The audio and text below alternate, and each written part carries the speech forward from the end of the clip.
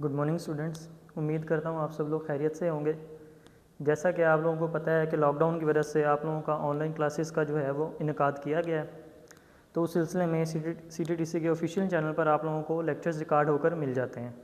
ठीक है, आज का हमारा जो टॉपिक है POE के चैप्टर नंबर 1 और चैप्टर नंबर 8 से एक टॉपिक लिया गया है जो कि बहुत ज़्यादा इंटरेस्टिंग और कन्फ्यूजिंग टॉपिक है, क्योंकि बच्चे अक्सर इसको समझने में गलती कर देते हैं और जब न्यूमेरिकल सॉल्व करते हैं तो वो रेजिस्टेंस की वैल्यू को गलत पुट कर देते हैं। अब देखें, पहले चैप्टर में हमने रेजिस्टेंस के बारे में पढ़ा था, क्योंकि हम लोग ओहम्स लॉ की बेसिक्स पढ़ रहे थे, तो उसमें रेजिस्टेंस हमारे पास एक मुज़ामत कहलाती थी। अब मुज़ामत हमारे पास होती क्या है? सर्किट में लगा हुआ कोई भी ऐसा आला या इक्विपमेंट जो सिर्फ और सिर्फ करंट की मिकदार को महदूद या कम करने के लिए इस्तेमाल होता है, वो रेजिस्टेंस कहलाता है। ठीक है, रेजिस्टेंस का इसके अलावा और कोई काम नहीं होता, और इसकी सिर्फ और सिर्फ ज़रूरत इसलिए पेश आती है जहाँ पे हमें करंट को लिमिट करना होता है। बाकी सर्किट्स की सप्लाई को मुतासर किए बिना वहाँ पे हम सर्किट में रेजिस्टेंस लगा देते हैं।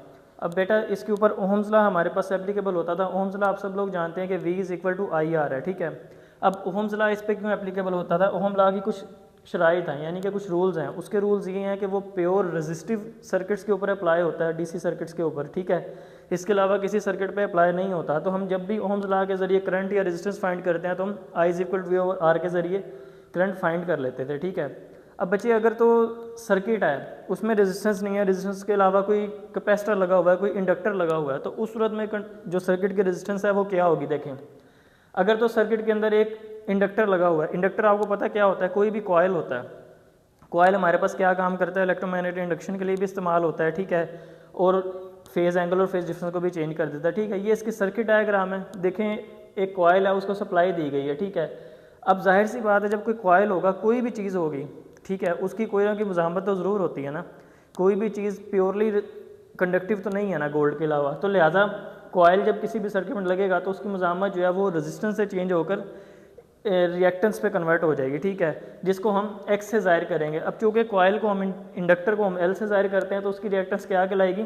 XL। ठीक है, अब XL की वैल्यू हमारे पास कैसे आती है? XL = 2πfL इसका फार्मूला है। ठीक है, 2πfL हमारे पास कैसे आती है? आप ये देखें कि जो फ्रिक्वेंसी, जो रिएक्टेंस है हमारे पास, वो फ्रिक्वेंसी के डायरेक्टली प्रोपोर्शनल होती है। ठीक है, इंडक्टर की, और सर्किट के जो है, और जो कैपेसिटर जो है उसमें हमारे इन्वर्सली प्रोपोर्शनल होते हैं। जब इसकी वैल्यू फार्मूले में पुट करते हैं तो 2πf और L कैसे, ये फार्मूले से हमारे पास आ गया। F हमारे पास फ्रिक्वेंसी का, और L जो है हमारे पास वो इंडक्टर की जो वैल्यू होगी उसके अकॉर्डिंग आ जाएगी। अब जो हमारे पास इंडक्टिव सर्किट होता है, इसमें होता क्या है? इसमें करंट हमारे पास वोल्टेज से क्या करती है? 90 डिग्री लैग करती है। ठीक है, करंट हमारी वोल्टेज से पीछे रह जाती है और वोल्टेज हमारे उससे आगे चले जाते हैं। तो लिहाजा इस तरह सर्किट की जो कुल मुज़ाहमत है हमारे पास किसके बराबर हो जाएगी? इम्पीडेंस के, जिसको Z से ज़ाहिर करते हैं।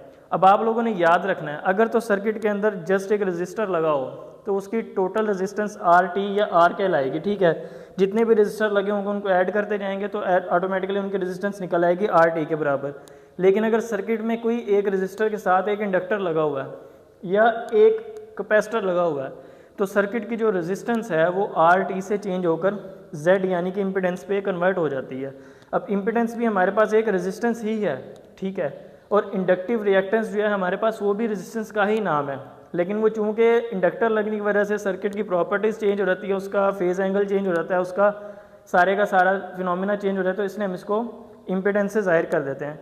अब बच्चे, जैसे आप लोगों को पावर मालूम करने का फार्मूला शुरू में भी बताया गया था कि P = VI cos phi। ठीक है, तो जब हम इसकी वैल्यू 90 डिग्री लीड या लैग करने की वजह से cos 90 उसमें पुट करेंगे तो आप पता है cos 90 की वैल्यू मैथमेटिकली भी हमारे पास 0 आती है। तो जब हम 0 को P = VI cos phi करेंगे, VI के अंदर cos phi की वैल्यू पुट करेंगे, जब 0 से सारी इक्वेशन मल्टीप्लाई होगी तो ऑटोमेटिकली सर्किट की पावर जो है वो क्या हो जाएगी? वो हमारे पास 0 हो जाएगी। ठीक है, इसी तरह हमारे पास देखें, अब कैपेसिटर अगर सर्किट में लगा होता है तो कैपेसिटर लगने से क्या होगा? जस्ट हमारे पास जो है करंट वोल्टेज से लीड कर जाएगी। देखें, यहाँ पे हमारे पास करंट 90 डिग्री क्या कर रही थी? लैग कर रही थी, या ये कह लें कि वोल्टेज लीड कर रहे थे। ठीक है, और यहाँ पे हमारे पास जो है करंट लीड कर रही है और वोल्टेज लैग कर रहे हैं। ठीक है, अब जो फ्रीक्वेंसी है उसके अंदर इन्वर्सली प्रोपोर्शनल होती है, किसमें? कैपेसिटिव रिएक्टेंस में। ठीक है, तो बाकी सारे का सारा फिनोमिना सेम वैसे ही होगा। करंट जो है यहाँ पे वो लीड कर रही है। अब वो पता है, अगर उधर लीड कर रही थी तो डायरेक्टली प्रोपोर्शनल थी, जब रिवर्स हो जाएगा तो इन्वर्सली प्रोपोर्शनल नहीं हो जाएगी।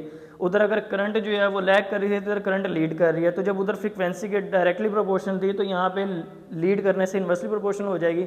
बाकी सारे का सारा फार्मूला वही रहेगा, X C is equal to 1/2 pi F C. 2 pi जो है फार्मूले का हमारे पास आ गया, एफ हमारे पास फ्रीक्वेंसी आ गई, क्योंकि कैपेसिटिव सर्किट में जो रिएक्टेंस है वो फ्रीक्वेंसी के इन्वर्सली प्रोपोर्शनल होती है। और सी से हमारे पास कैपेसिटर की वैल्यू आ गई, जितनी भी रेटिंग ऑफ कैपेसिटर है, चाहे वो 2 माइक्रोफैरेड का है, चाहे वो 0.2 माइक्रोफैरेड का है, जितने भी माइक्रोफैरेड का है, ठीक है। और ये इसकी फेजर डायग्राम आ गई। अब जिस तरह उसी तरह सर्किट में हमारे पास जो है टोटल मुजामत जो है वो इम्पीडेंस Z के बराबर थी, इसी तरह हमारे पास कैपेसिटिव सर्किट में भी टोटल मुजामत जो है वो इम्पीडेंस Z के बराबर होगी, और उसको हम किससे जाहिर करेंगे, XC से, ना कि R से। R मैंने यहाँ पे इसलिए लिखे है आपको रेफरेंस पे समझाने के लिए कि हम मुजामत को R से भी जाहिर करते हैं, और जो चीज़ मुजामत पैदा कर रही होती है कैपेसिटिव सर्किट में उसे हम कैपेसिटिव रिएक्टेंस या XC से जाहिर करते हैं। तो बेटा जो प्योर रेजिस्टिव AC सर्किट होगा उसमें हमारे पास मुजामत क्या होगी, जस्ट हमारे पास R होगी। लेकिन अगर सर्किट के अंदर कोई इंडक्टर या कोई कैपेसिटर लगा हुआ है तो मुजामत हमारी चेंज होकर R से इंडक्टिव रिएक्टेंस या कैपेसिटिव रिएक्टेंस भी हो जाएगी, और उसी तरह फिर सर्किट के ये जो सारे के सारे पैरामीटर्स हैं उन पे भी फ़र्क पड़ेगा। कैसे पड़ेगा देखें, अगर तो जैसे मैंने आपको बताया इंडक्टिव रिएक्टेंस है, ठीक है, तो उसमें जो वोल्टेज हैं वो करंट से लीड कर रहे होंगे और करंट लैग कर रही होगी, ठीक है। अगर कैपेसिटिव रिएक्टेंस है तो उसमें करंट लीड कर रही होगी और वोल्टेज लैग कर रही होगी। हाँ, एक बात मद्देनजर रखिएगा इसमें कि करंट वोल्टेज से 90 डिग्री ही लीड करती है या 90 डिग्री ही लैग करती है, किन में, रेजिस्टिव या कैपेसिटिव या इंडक्टिव सर्किट में, ठीक है। तो उसकी वजह से जो सर्किट की कुल पावर है वो ज़ीरो हो जाती है। अब इसमें हम जो है कॉज फाई क्यों फाइंड करते हैं, ये भी आप लोगों को पहले भी बार बार पढ़ाया है कि जो हमारे पास AC सर्किट होता है वो किस एंगल में लाई करता है, कॉज में। कॉज में क्यों करता है, क्योंकि आप ये देखें, ये हमारे पास कंपोनेंट होता है, एक्स कंपोनेंट जो है ये हमारे पास साइन में होता है, वाई कंपोनेंट, ठीक है, और जो एक्स कंपोनेंट है ये हमारे पास कॉज में होता है।